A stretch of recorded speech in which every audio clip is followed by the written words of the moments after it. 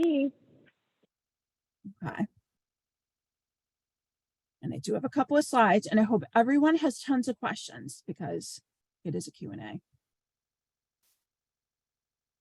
Hold on. We're going to start sharing. That didn't work.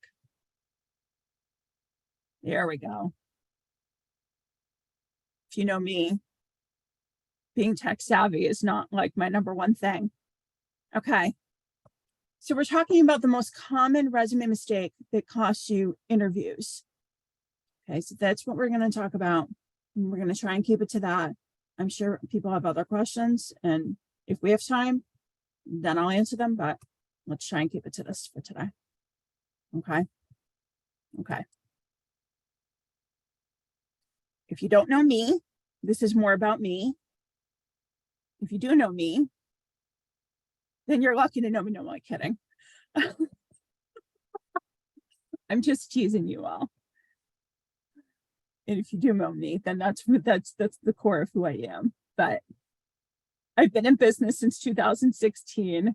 I've helped executives land new roles, cultivate careers, and increase their salaries between $15,000 to $60,000 more on their job offers. And most recently, I've become the #1 international best-selling author of Ready, Connect, Grow. So let's start with a brief poll. And we could do this in the chat. We could do it with a show of hands, whatever the heck you guys want to do, right? I'm cool with that.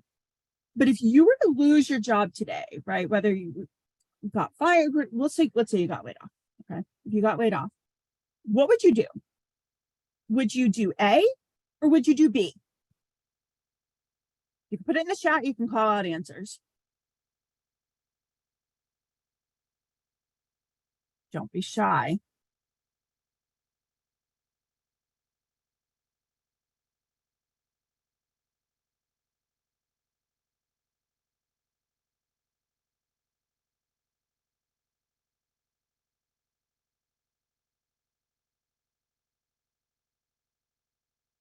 Christina, how would you do? You are my type A. Yeah, I'm like, get it done. Grow and learn at the same time while you're not, aggressively applying for jobs. You are my type A client. I love you. I should probably say it with this caveat too. I'd be doing it from a cafe in Paris because why stay here while I don't have a job? Listen, if I could go with you, let's go. I'm all for it. Okay. Anybody else want to share? Put it in the chat.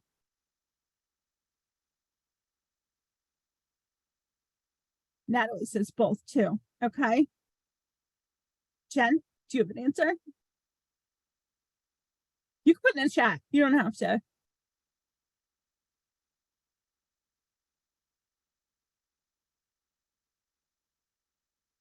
Everyone's like,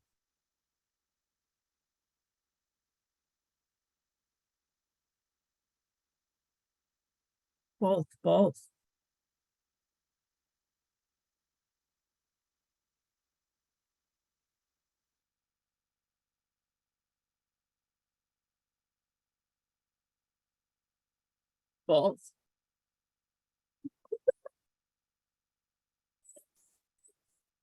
We have a lot of type A's like me. Get her done. Get it done. Okay. Well, listen, you could totally do both, but really where we were going with this was B, right? There's this thing called spray and pray. And I don't know if anyone's actually heard that, and I actually learned the little terminology from a former client, but a significant number of individuals, right, will just start automatically updating the materials and firing it out. And that's what I call spray and pray, right? Like you're sending it off. You send out like 20 quicker, easy apply a day, right? That's what I call spray and pray. But B is the one where you're going to actually think about, are you marketing yourself effectively? Is your resume speaking the right language? Are you showcasing your abilities? Are you thinking about what you need to do? And, are you just falling into that trap of, am I just keyword stuffing a resume, which, by the way, is bad. And then you're going to get burnt out, by the way, too, doing all of this, aside just from writing a resume, because now you have to do a whole entire job search because you've lost your job, right, in this pretend scenario. So this is the answer really to the biggest misconception and the biggest thing that people do. So now, questions. Let's start. And please don't tell me you don't have any, because it is a Q&A. Mary Kay, Okay. I knew I could count on you. So you're saying that, I want to dig into this a little bit more. Yeah, So, let's dig into it. That's what I wanted to do. yeah. So when okay, I'm just going to use writer because that's what I've done most of my career. I mean, That's okay. just because I think it's easier to understand. So I've been in, executive leadership positions. I don't want to do that anymore. So really all I would like to do is writing. There's not a lot of differences between writing jobs. And so if I'm looking at job descriptions, they might say that you're going to write blogs or website content or press releases or articles, whatever. How would doing this, what you're saying, would be apply to that? So thinking about writing, right? We'll say writing, thinking about writing and thinking about the roles and putting the right language into the resume, right? So whether it says writing a blog or whether it says content writing or, for a website, right? Whatever it may be, putting that right language, it's marketing of self, it's self-promotion, right? So now we want to self-promote. So now let's take that a step farther. Now we're self-promoting through the resume. Now you're sending it out. Now, not only are we talking about marketing you effectively through a resume, now we're talking about marketing you effectively through all of your materials, right? Because now your LinkedIn needs to market you just as effectively. Mm-hmm. If potentially you need a cover letter that also needs to market you just as effectively. And then all of these materials, these things need to become an extension of you through the interview process, right? Because now the goal obviously, right, would be to get some interviews here. So now once you're sitting in an interview, now if these things fall short of you and who you really are and what you've really done and what it is that you're looking to do, what's going to happen is you're not going to get the right interviews, right? You're going to get interviews for things that you don't really want, which one is a waste of time for you and for them because you're not going to want the job. Mm-hmm. 2, you're going to sit there and you're going to think, well, this isn't how I want to take my career path. Mm-hmm. So then this is where career pathing comes into this as well, because one of the biggest barriers, right, is not only the lack of self-promotion, it's the lack of not knowing what you want to do next, right? I know a lot of people think, okay, well, I just got to get a job. I got to get a job. See, that's where A comes in. I got to get a job. I'm in a hurry. I was laid off, which I understand financially in your head, right? You need to do that. That's the instinct. But see, now when you do that, here's where that kicks in. And this is where we always say hiring managers and recruiters can see you're just applying just to apply because you just want a job, right? That's the problem. They can see straight through that. And then they're going to kick you. They're either going to kick you out of the process or you're going to do 1 or 2 interviews and they're going to kick you out of the process. They're going to be like, this person's not really interested in this role or this organization. They don't really want to be here. They just want paycheck. They're not really thinking about what it is that they want to do. So where is it that you want to go next? not just the role you're looking for now, but the role you're thinking about after that, because then how can that one, the one you're currently looking for, get you there?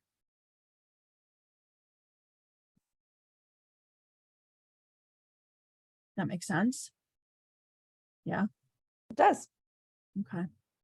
So it's being strategic in the way in which you're approaching things Yeah, rather than scattershot. You're really laser focused in on defining what it is that you want to do and what kinds of jobs will allow you to do the things and utilize your skills the best. yep, because unless you know solidly where it is that you want to go, see, that's where both would be okay, right? That's where the answer both is fine. Otherwise, just doing A by itself becomes a mistake, because then you're doing the spraying and praying. And that's where people start to really fall into this trap of either I'm not getting interviews, or my interviews aren't going great, or I'm not getting a job and I've been applying. And I've been doing this for so long. What's wrong with me? And half the time it's not you. It's just you haven't taken the time to put the thought into the strategy of what needs to happen.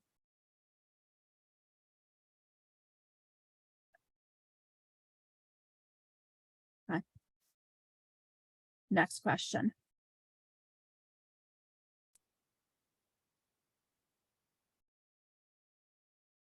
If you don't want to talk, you could put it in the chat. Can we touch on cover letters a little bit? Of course, because it's part of the material. So go ahead. Yeah. So that's where I'm pretty focused on where I'm going with my skill set, because I found it really difficult to transition out of what I've kind of pigeonholed myself into. That's a whole other story, but I am writing cover letter after cover letter after cover letter. And it's so frustrating because every cover letter has to be tailored to the job. And I'm very cognizant of like ATS systems and all of these other things. And some of them I'm getting through, some are not, but it's the process of writing so many cover letters that is freaking exhausting. Because some of my skills and accomplishments wouldn't apply to one job or wouldn't be impressive to them versus another job, even though they're in the same field, if that makes sense. Nope. And then you're right. So tailoring the cover letter is really important, right? But then the trick is also not making it too lengthy. If that cover letter is more than a page, even a little bit under that, right, then you're giving them too much content to read. Chances are they're going to read it quickly. And that's no offense to anyone, but you know, it's just short attention spans. I always go by that rule. Short attention span, 6 seconds. And I apply the same rule to a cover letter that I do to a resume. Is the 6-second rule. Attention of a goldfish. So we really want to make sure that we're being very high level, very strategic. And the other mistake that people always make, and Christina, I'm not saying that you're doing this, I'm just pointing it out, is resume vomit. And that means when I say that, when I use that term, it means you're basically taking your resume and dumping it right back into the cover letter. You don't want to do that. What you want to do is a very high level, take what you have done, right, and apply it to the role. So I have done X, and here's how I can do it here by Y, right? And show them the math, because sometimes just keeping it simple, remember KISS, keep it simple, stupid, right? Keeping it very simple means spelling it out for them. And so to spell it out, you just want to keep it short, brief, succinct, and show them exactly how your achievements and your accomplishments relate to what it is that they're looking for. We don't need a repeat of the resume. Chances are people will read the cover letter either first or last. And I know that doesn't make sense, right? But people will either read it. Some people, they have a preference. They'll either read it first and they want to know about you, and then they'll go to your resume, or they'll go to your resume and then read it after, because they want to use it as a tiebreaker between candidates. But either way, I apply the same rule. Does that help? Does that make sense? Yes. Okay. Is there something that you think that you're doing that you shouldn't be doing? Did I point something out? Well, no, I'm definitely not doing the resume vomit on my cover letters. Okay, I didn't think so, because we Um, covered that a long time ago. Yeah, definitely not doing that. But my cover letter is like 1.25 pages. And so Too it could, long. yeah, it could use some tightening. And I guess that's because in my position, when I have been on hiring panels, I always read the cover letter first to understand somebody and how articulate they are in their writing. And then I look at their credentials. And I do that from a place of understanding that sometimes people may not have the experience on their resume. It doesn't mean that they're not going to knock the job out of the park, right? But I forget that not everybody thinks like that. So Yeah, not everyone thinks the same on cover letters, right? Like Mary Kay just pointed out a question in the chat, which is really good. Some people think that they're not necessary. And that's the other question I get asked a lot, right? Are they necessary? Do I have to have one? And it's about 50-50, right? Sometimes you'll see a job that will say that they want it. And if you don't do it, then you're done, right? You haven't followed directions. They don't want you. But the trick is when they say upload resume and upload other documents. That's when they get tricky, right? Like, what else are you uploading? Are you uploading a cover letter? You probably should. If they give you the option, is when you should do it. Some people love them and some people hate them.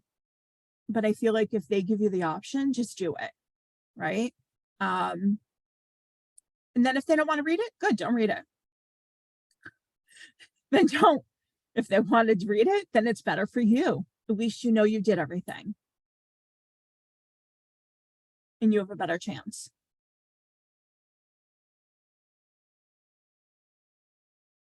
More questions?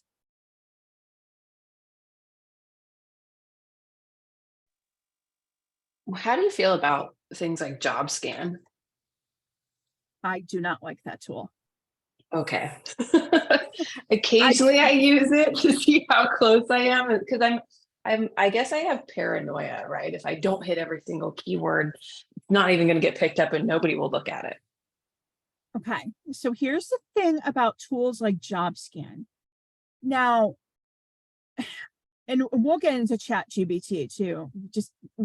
I'll get into that in a second because that's like the next thing that comes after all of this, right? So there's things like JobScan. One that I've also heard of is Resume Worded. They're all kind of the same type of tool. They tend to keyword stuff your resume.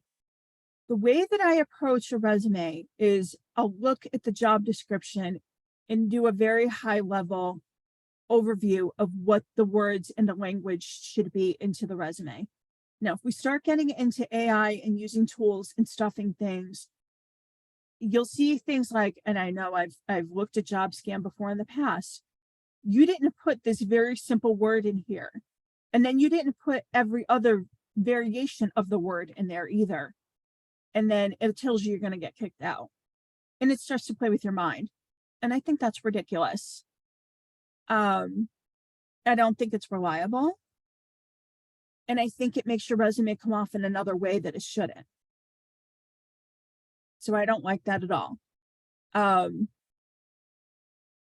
going the other way, when we talk about something like ChatGPT, not that I don't like ChatGPT, it has good uses, but now when it comes to a resume, I don't like it because it creates a very blank, I guess, yeah, I'll use the word blank, very, very blah description of what you've done, because it's taking everything that everyone's put in there and it's putting it together. It's not customized to you.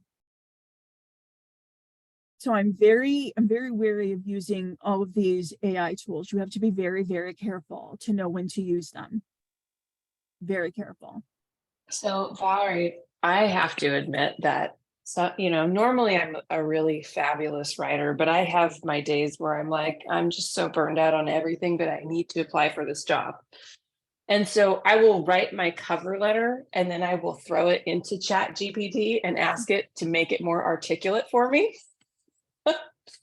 And I know it people who doesn't, do it too. yeah. And it doesn't make it something that's not my own, right? It's writing that I'm capable of, but just some, I'm sure other writers on here too have the same thing. Like some days you're just into it and you can write up a storm, and other days it's like your brain is mud.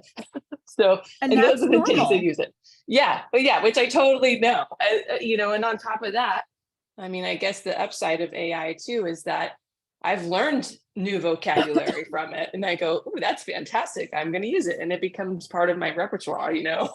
So But the other thing is though, too, usually when I'm using Chat GBT for something, I'm doing the other way.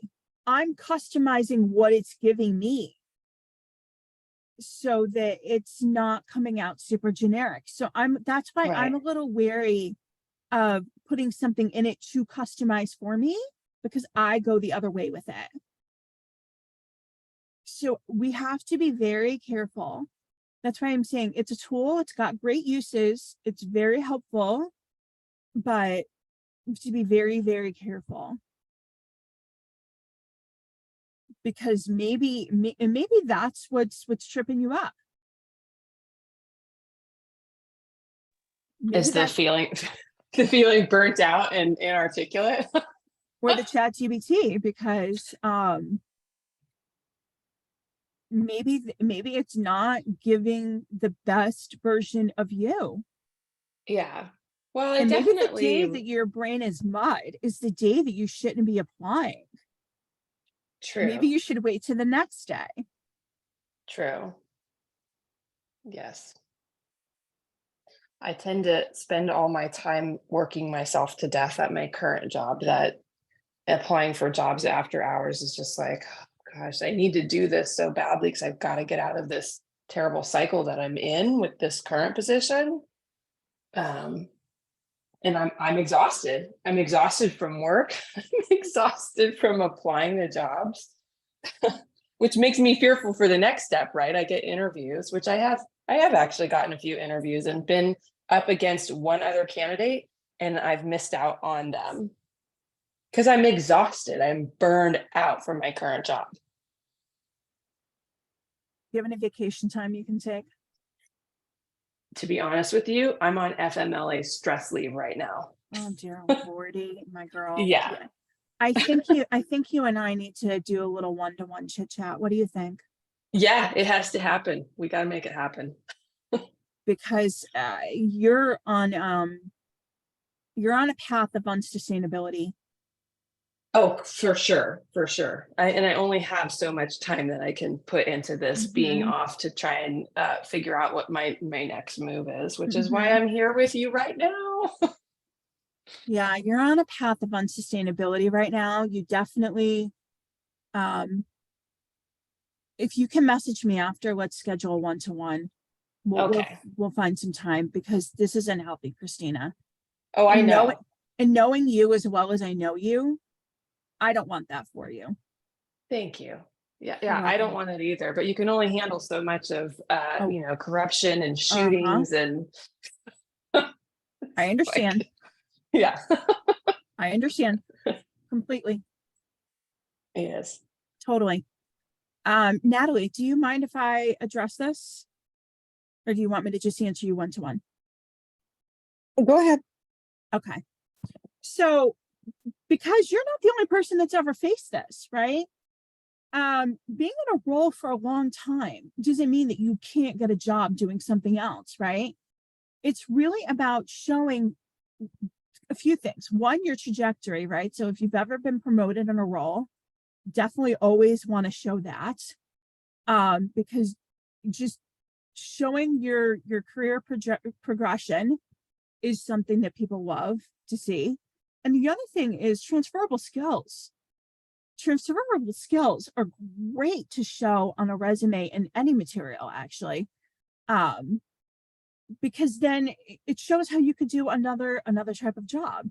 So say you're going from office administration to like some type of project management, because you manage a lot of projects when you're in an office, things like that. right? It becomes very easy to see, but it's just taking a survey of those skills and then as they relate to the job you're looking at, the one you want to do, and then putting those out there. Does that make sense? Yes, it does. Thank Okay. you. You're welcome. I mean, it's doable. I know it feels like an uphill thing, but it's definitely doable. It just takes some time and a little TLC. Mary Kay, I know you had another question. You are so full of them today. Indeed versus LinkedIn. We want to have this battle. We can totally No, do it. it's not a battle. I just want to, I read an article on LinkedIn. No, not on LinkedIn, somewhere else. And I don't know. I'm trying to think what it was. I think I was talking to someone about how they felt like Indeed was the only real place to find jobs and not LinkedIn. And you know, LinkedIn can be a black hole. But also for someone like myself who would want to do remote things, it's really a great source. So I'm just lofting questions out for you because I think everybody probably has some of these questions. Indeed is the only place to find a job. How much did Indeed pay for that article? Sorry, my opinion just No, I think fell it out was, of my mouth.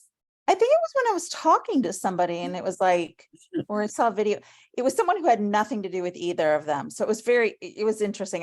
You know, I read and watch so Okay. many things. I can't remember where it was, but just curious what your thoughts are. Okay, let's break this down a little bit. I've had clients have success on both places, so I can't really say one is better than the other. But here is the problem that I have found with Indeed. I've had clients get taken on Indeed, right? Scammed, big time, scammed on Indeed. Not that it doesn't happen on LinkedIn, but I think LinkedIn has a little bit better of a policing activity going on there. Indeed, I think has gotten to be so big is that they just seem to be falling short on that. So you have to be very careful on Indeed. That's why I've had more clients that really prefer LinkedIn over Indeed. There's more remote work. And there's people have just, I don't know, people have had better success. Just better. It's not really my personal preference because remote work, there's a whole other job board. There's Flex Jobs that has remote work too. So it's not really just like Indeed has, LinkedIn has cornered the market on remote work. They haven't. But I think that they've cornered the market as far as their reputation and knowing that people are safe.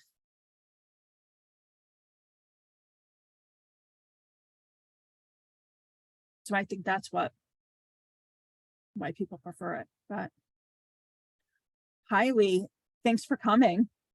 Even though you're late, it's okay. Better late than never. Oh, did you knew I was going to be late? Yeah.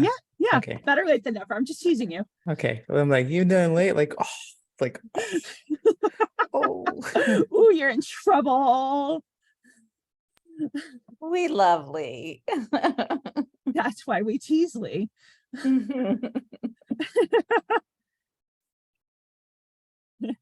Okay, more questions. You still have 20 minutes. Come on, guys. Questions. Oh, well. Yeah, questions. It's a Q&A. Hello.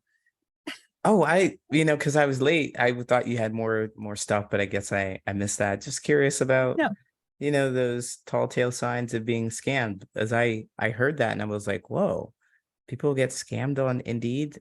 Yeah. So what should I be looking out for? Maybe you would know. Yeah. So I'll tell you a quick story of one of my clients, a friend of mine, who thought that he had an interview, right? And it was the company reached out to him through Indeed. It wasn't a real company. it was some type of shell organization, right? And I was like, I looked up, we did some Googling, we looked the place up. It wasn't even a real business. And I had no idea what they were doing, reaching out to people or why, but it was just, you have to be careful. I mean, and I hate to say this, but even if you're female, right? Like, or whatever, because you could literally be walking into a dangerous situation. Especially if it's face to face, you have to be very, very careful. And then there's the other side of it too, right? Who are you giving your information to? What are they asking? I had another client who they asked right off the bat for her social security number. That's right. No. I see Mary Kay shaking her. Yeah, no. You have to be savvy. You have to know that they can't ask for this information. And if they do, then you have to know that this is a red flag, run the other way. Hardest challenge my clients face, or that I hear about, the hardest challenge I think has probably been toxic workplaces.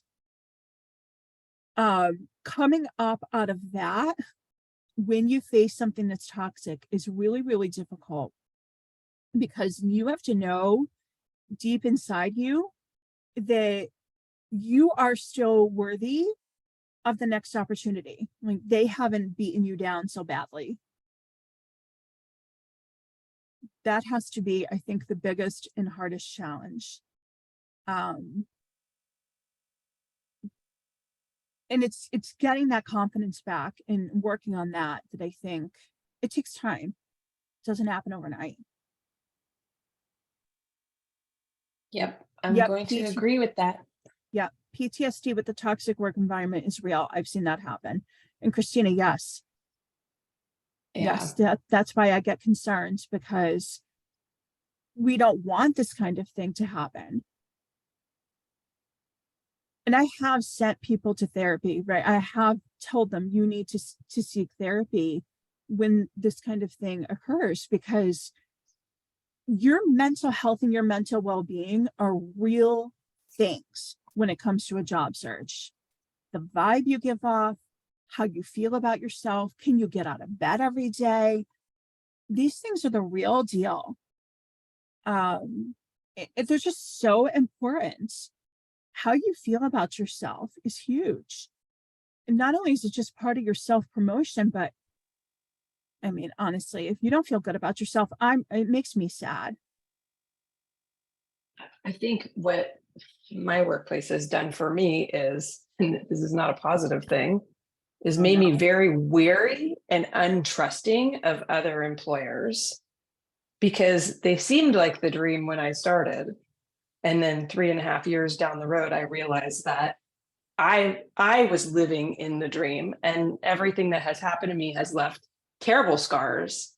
And so, like, my idea of moving on to another employer, I try to put my best foot forward, but I also know that if I go someplace immediately right now, if I got a new job tomorrow, they're not going to get the best version of me, because I'm going to constantly be wondering what their underlying issues are. And my trust is not going to be there right now. They gaslight you. Yes. See, that's something you have to be very careful of. And this is why we have to be so careful of who we put into management and who we put into leadership. Because if what you choose to do is gaslight people, right, and treat them like, you know what, then unfortunately, this is the result, right? People come home feeling terrible. And by the way, yeah, we bring this stuff home with us. So it becomes an issue at home. It becomes an issue in relationships with kids, with partners, with marriages. It becomes an issue with health. Stress can do real things to you. It becomes an issue all over the place. It's the real deal. So what we do and how we act and what we bring to work is so important. there was a video that I posted on LinkedIn at the end of last week, just about how we act in the workplace and how we perceive each other. And it's just so important, right? Like if we sit there and if we don't acknowledge how the other person feels, we're setting everyone up for failure. And it's not good. So my heart breaks for you, Christina. That's why I want to spend some time with you. But Oh, thank you. I appreciate that. I'm doing better. I'm very strong when it comes to this stuff. I have seen other employees leave here who have gone into full-on mental breakdowns and have in turn turned around, and they are currently suing my employer for retaliation and other Wow. things. So wow. yeah, Okay, so then. it's not just me. I'm surviving, and I did what I needed to do that was right for me, and that was to step away and completely disconnect myself for a little while. And that's been helpful, but it still doesn't change the fact that, you know, I'm still apprehensive and wary of other employers. And so that's challenging too, because I know that when I go into it, I get worried if I get into an interview, am I putting my best self forward? Are they getting the authentic me, or are they getting the one that has trauma from the previous employer? And so I'm like grappling with that. I understand. I think we can talk more about that. Definitely, because that's an issue, and that's definitely something worthy of addressing. Yes. And I'm sorry to everybody else on here. I didn't mean for this to be a therapy session for me. It's really, no, it's okay. Who else has questions? You can put them in the chat if you don't want to talk. Some of you haven't asked anything at all.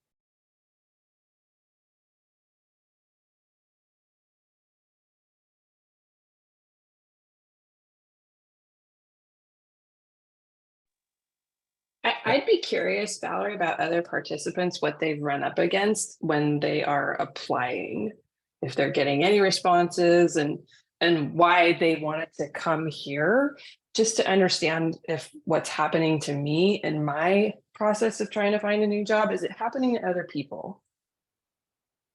I'm curious too. Natalie, I'll answer that question in a second, but can we, let's talk about this for a second first. Does anyone want to talk about that? Are you asking specifically the struggle you're feeling of how do I bring my best foot forward when I have this trauma from a previous experience? Is that your question, Christina? If others have that and how they're dealing with it?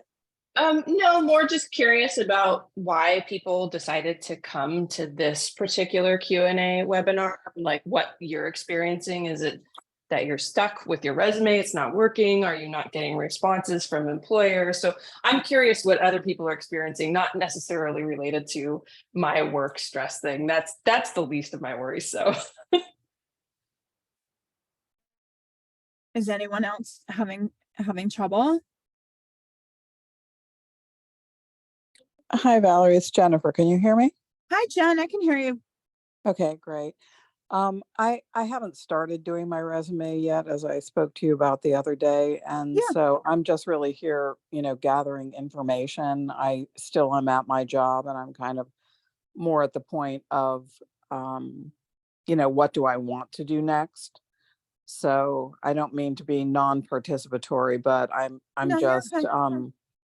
I just came because I'm gathering information and, trying to figure out what's next for me, but still wanted to hear, what you and everybody else had to say about, the resume and cover letter writing process. So. Do you think you've gotten anything helpful? Do you think you're getting any closer to figuring out what it is you want to do? No, not really. That's something I think you and I need to work on, and I'll touch bases with you probably later in the day. So that's fine. That's thank fine. you. You're welcome. Anyone else want to share anything?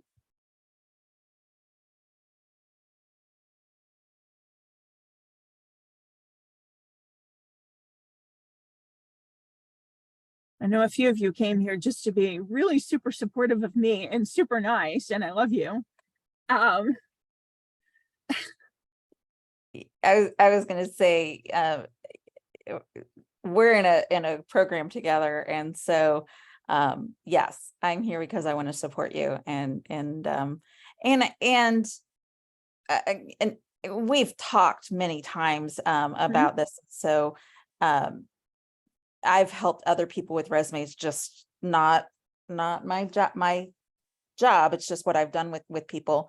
And so we've had lots of conversations about how to optimize them and make them as powerful and as impactful and strategic as possible. So it's nice to hear what other people are asking. It's nice to hear what's going on. And I have had some very, very toxic work environments, unfortunately, last several jobs, and it does continue to erode you and your confidence and your feeling of, all right, the common denominator is me. Like I've had 3 bad jobs. What happens here? It was not you, I can guarantee. And that's the thing, you need people in your court and your allies to tell you that it's not you. And so so I'm happy to be here just to hear and to support you, but I also like to ask lots of questions. So that's why I'm here. You can always ask questions. My friend Lee down here, do you have any? Just yesterday, I had a friend reach out to me on LinkedIn, and they had said we used to work together a couple of years ago. So I had since left corporate and I'm doing my own thing. But he had said, hey, I'm tired of doing these cold calls, because he was always in sales. And it was like, I don't know what it is I want to do. And then, this is a true story, he reaches out to me a little later in the day and he says, I got fired.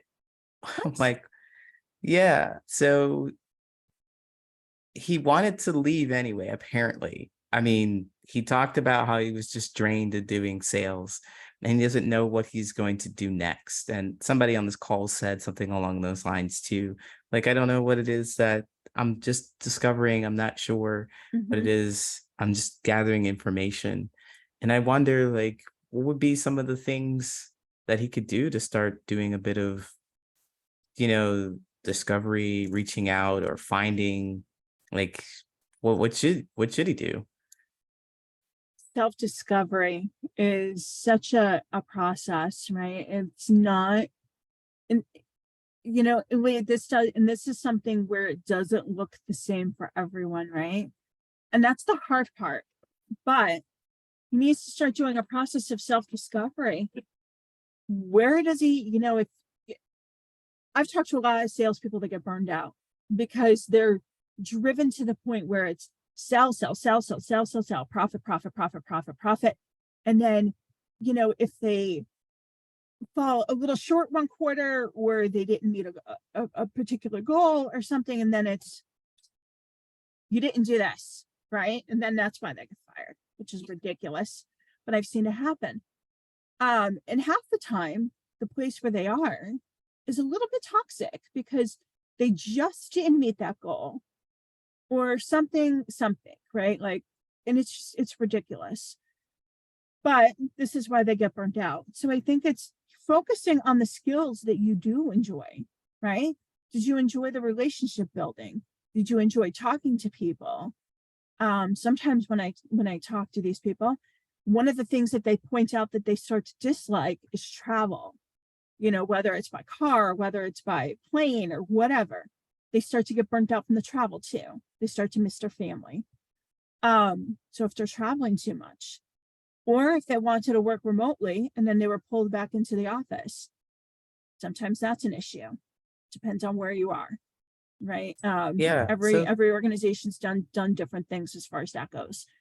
Another thought that I'd had, because you Because my goal, I guess, is to help him get a little more understanding of what it is that he wants to do. And so I can perhaps plug him into my network and so forth. But you mentioned relationship building. What are some good jobs for relationship building? So some other pivots that I have seen for relationship building, you don't have to do sales. You could just do plain old business development, right? You can scale. It's almost like scaling it back, right? Just plain old business development. You're still using your same skill set. Or customer experience, still sitting in the same realm, but you need relationship building like anything to do customer experience or customer related anything under that umbrella. But you're still sitting, it's still in the same realm, right? A lot of times, a lot of these things are in the same realm as sales. So it's not going so far away from, they're just not selling anymore.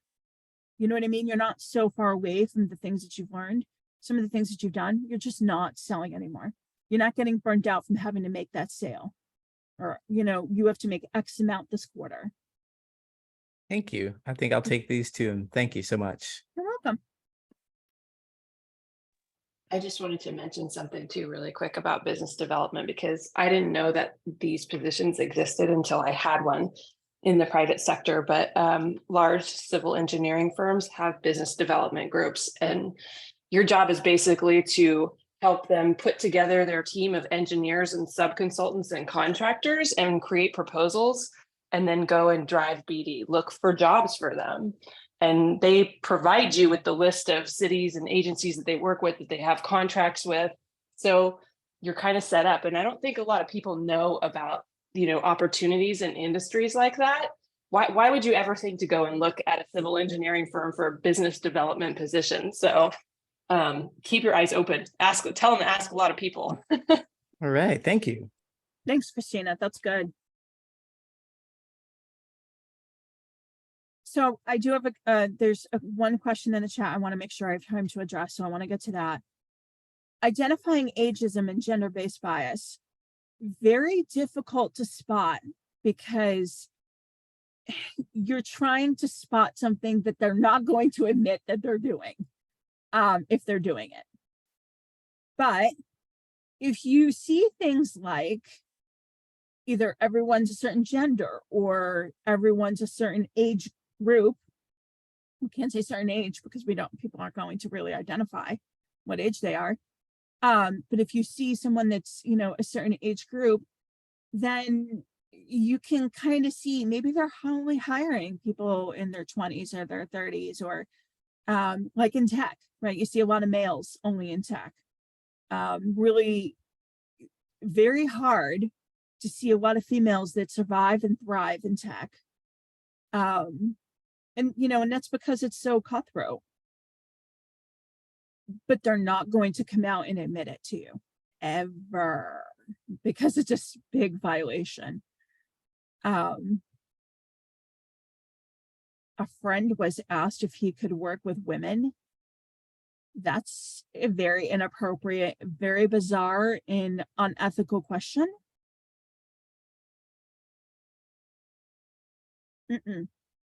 I wouldn't want to work for a place that's asking questions like that. That is a red flag. That's not a job I'd want. I'd run very, very, very, very far away.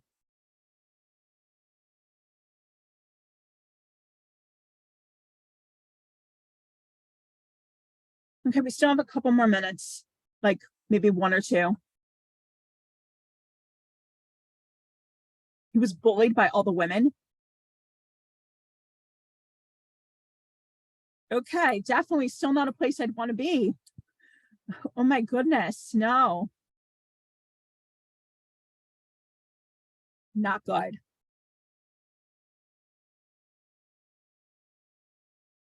Definitely not good. Okay, we have a couple more minutes. Yes. Can you recommend maybe like any interest profilers or something where you can enter in the information and then the things that you're passionate about. It will kick out an idea of different types of job descriptions or titles that you might be a fit for. I don't think I've used anything like that, Christina. I know of one. There's ONET, ONET, and Okay. I've used that with my daughter, who now knows what she's doing. She's going to become a cop. So, but that was one of the things that when she entered everything in, it said you would be good in public safety. And at first she said, nah, and then now look where she's headed. So, but I Oh, was wondering if no. there's other ones out there that you were familiar with. No, I wish there was. I'm sorry. That's not something that I usually use. When I do this with people, I usually do this one-to-one and just very deeply get to know them, and do this by things like Strengths Finder and assessments, and work through that, right?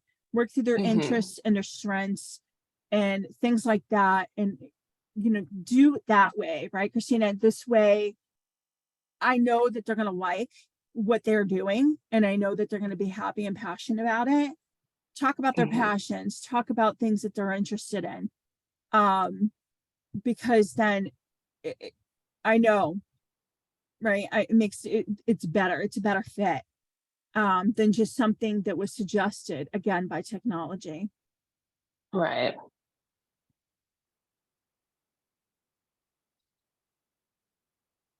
Does that help?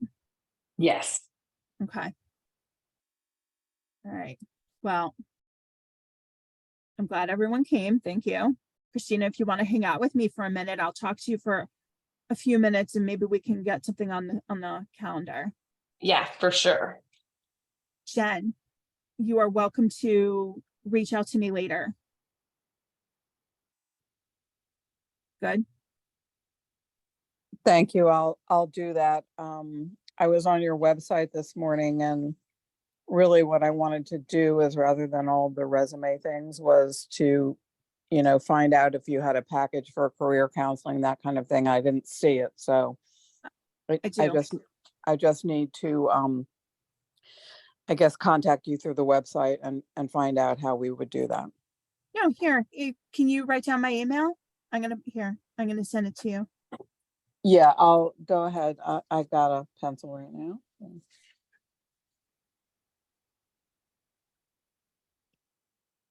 There you go. Thanks, Mary Kay. I appreciate you coming. I'll talk to you soon. Love you too. Thank you. You're welcome. Thank you. Did you get that, Jen? Yeah. I don't know. I have to check. I'm still kind of technologically challenged with these Zoom calls, like doing everything on the cell phone, but I'll check to try to get it back into the chat. Thank you. You're welcome. It's in there. Okay. I'll find it. Okay. Okay. Thanks. You're welcome.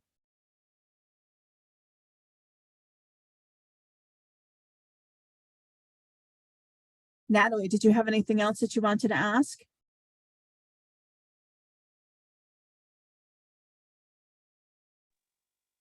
No, just struggling with where to go in my life. If you want to talk, you want to schedule a call, you can do that too. And we can have more time to talk one-to-one. It's between office administration, doggy daycare, or something along the lines. My dog died 2 months ago, and I visited my family. I got back from my trip. My husband was fired. And I also want to be a death doula.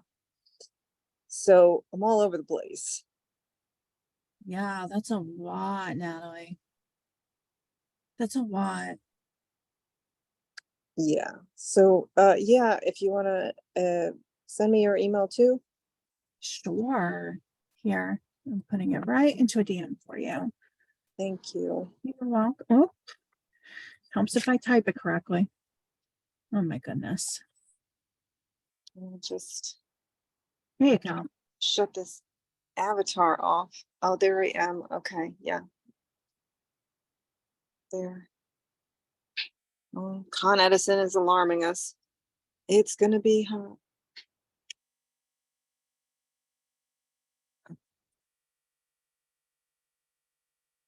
There we go. Thank You're welcome.